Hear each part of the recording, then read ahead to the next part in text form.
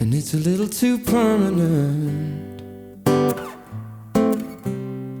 How's it going, everybody? I'm Sean. I'm here at Rhino Shockensy, and we are doing our Sauna Sessions interview, our chat. We said no interview earlier, but yeah, Rhino's after just doing our Sauna Sessions with us. If you haven't seen that, please pause this now, I guess, and go watch it, because it's going to be a bit better than this chat. But anyway, Ryan, how was it? It was great. It was a lot of fun, yeah. It's been great to meet you guys, and yeah, it's been a very enjoyable early afternoon. And did you prefer, so this was our actually first recording in this sauna. If you might have been able to pick it up from the videos, possibly. It's a bit smaller, so I'm thinking possibly acoustically wise it's going to be like next level, because it's smaller and contained. Maybe. Yeah, it was. See, I did one outside first as well because it's a beautiful day. So yeah, we decided to do just one song outside and then one song inside, but the door was open, so we didn't get too roasted. But I wouldn't mind firing on that sauna now and staying so here for a little bit. We've had people, our Sardus were in last, and the door was very much closed. It wasn't even that hot of a day, and like I got in for the interview afterwards, and I was sweating. Like sweating, and I was only in there for 30 seconds. And it didn't smell very good. The sauna usually smells kind of nice. It's like the wood and eucalyptus in this bucket thing. Yeah, no, it was kind of bad. But anyway, more about Ryan.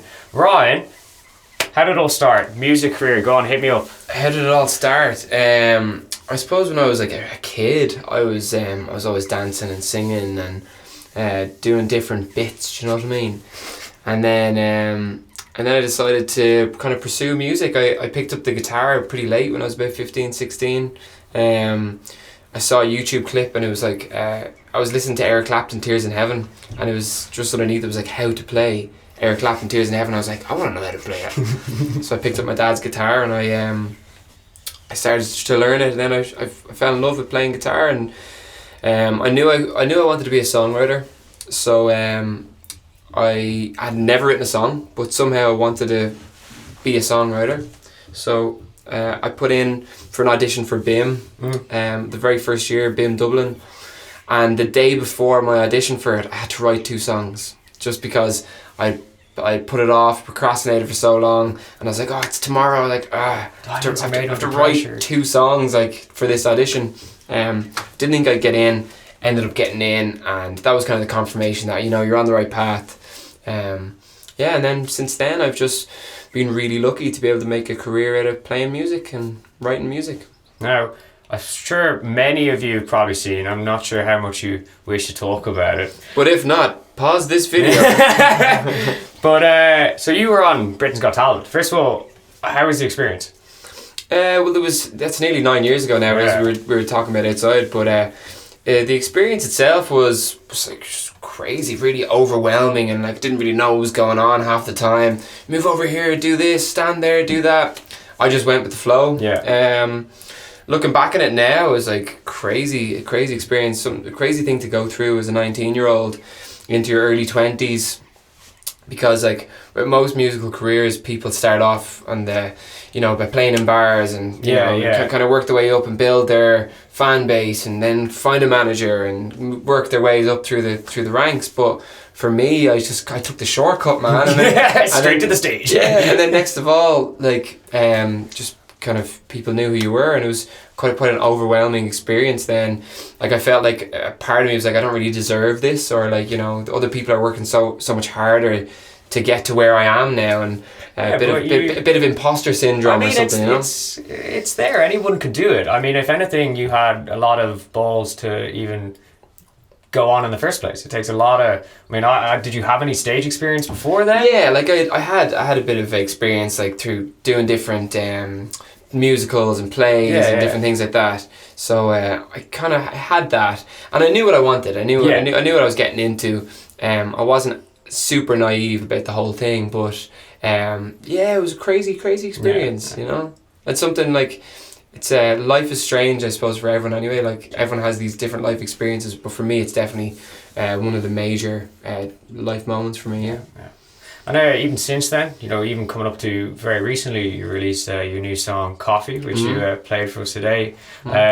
what inspired coffee? Was it because of lockdown or? So that song was actually written a couple of years ago. It was just in a writing session with two friends, and we thought it was a really good idea, you know, like thinking about someone and comparing them to coffee, you know, like I'm addicted to you, you know, and it was just a concept that really came together, and it was really fun. But more recently, I was hanging out with a friend of mine. We were in my apartment and we were just having a few drinks, and he's like, show me some of your songs that you have on the laptop. And I played him this demo. Yeah. And he was like, man, he's like, what's that doing sitting on your laptop? He's like, I want to go into my coffee shop and I want to hear that and be like, I want my coffee in the morning. Like, he wants to be able to listen to it coming in to getting his coffee. He's like, why are you starving me of having this? So I put it on my whiteboard. I was like, finish coffee. And then I finished the production on it, and I decided to put it out. So sort of collabed with a lot of different coffee businesses around. Yeah. Are they just local favourites, or how did you? So we kind of came up with the idea. I was bouncing off a few friends. I was like, how am I going to market this, like, and see if I can, you know, get people to hear it, send it to ears. So I basically got a videographer, a friend of mine. I was like, we're going to go to all the coffee shops, and we're going to ask them to dance to the song with me, and then we're going to ask them to offer it's like an ad for JBL. Just dance with the speaker through the whole video. But sponsor me. No, well, it's like an ad for JBL, and we just had so much fun with it. I think we went to like 15 coffee shops over the course of a couple of days, and just it was a good vibe, a good buzz. But then on the day of release, I asked that all the coffee shops offer a free coffee if someone shows that they've seen it. So I'm sorry to all the coffee shops who have to give away loads of coffees. And I mean, you just mentioned there, like, you have a fair amount of music, I say, kind of stored. Was there I guess any ones we can look forward to, or what's the music been like for the last year alone? Yeah, well, as everyone kind of knows, like, and people might watch back this video in 3 years and be like, oh, the music industry still isn't open yet.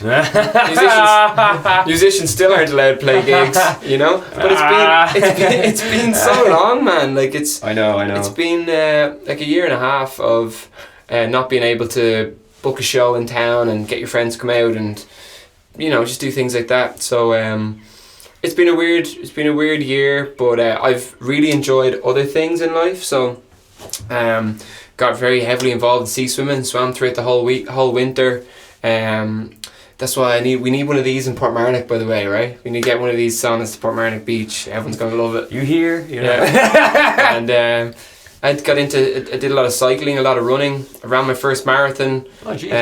Organised a cycle trip. So I just kind of got into well-being and fitness and kind of looking after my mental health. Yeah. A lot more than I had been. So. It's been a positive year, but I'm looking forward to just getting back. And I think everything is getting a lot more open now, so hopefully will be a lot more shows to come. Yeah. And do you have anything planned, I guess, already? Or is it just, I know everything's on the backbone as it is, and people have sort of, things are planned, but are they ever going to go forward? Yeah, for sure, you never really know. So there's definitely some things in the pipeline. I can see my emails like popping up, more people being like, are you free in November? Are you free for this year? So there's definitely things that are going to happen, but I don't like to have too many plans in place in terms of releases. Yeah. But I'm going to get back into the studio next week, hopefully, and I'm going to start working on another demo that I had sitting there. So I have a laptop full of demos for years. So I kind of showing them to friends, and friends like, Ryan, this one here, this one's good. So I'm just judging off down. I'm like, all right, I'll have a look at that again, revisit it, you know. Yeah, I mean, even before this, you'd come back from a wedding. Like one of the plans. Do you do much wedding playing? And if so, what's your experience of playing at people's weddings? Yeah, I think that track No Name that was on Britain's Got Talent just resonated with people because it's like a romantic track. Yeah, a lot of views. So I've had loads of people over the years be like, I want you to come and play my first dance. So it's great. We get to hang out with a load of random people at a wedding, play a first dance, enjoy myself, and yeah, I suppose it's a gift. It's great. It's lovely. It's an honor to be able to do that for someone on their big day. So yeah, not bad.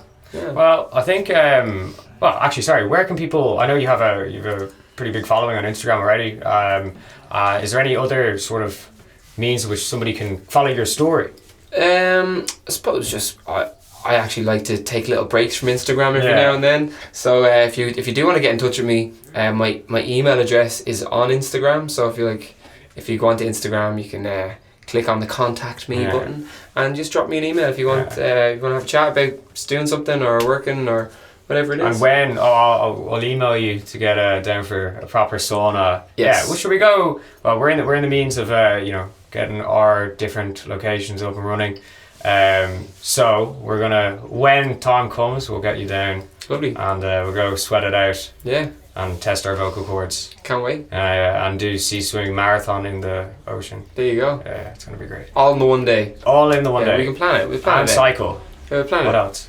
We'll do a swim, cycle, run, Triathlon. plunge pool, Proper recovery. proper recovery, Nice. archery. We get a masseuse. Yeah, we can. Nice. Yeah. All right. It's plan. I'm holding you to it. Brian, Nice. it's been an absolute pleasure. Sean, you're a legend. Thank you very much for watching. Hopefully you found some of that kind of funny or interesting. Who knows? Yeah, who knows? I'll see everyone soon. All right, cheers. It all started when we got it on.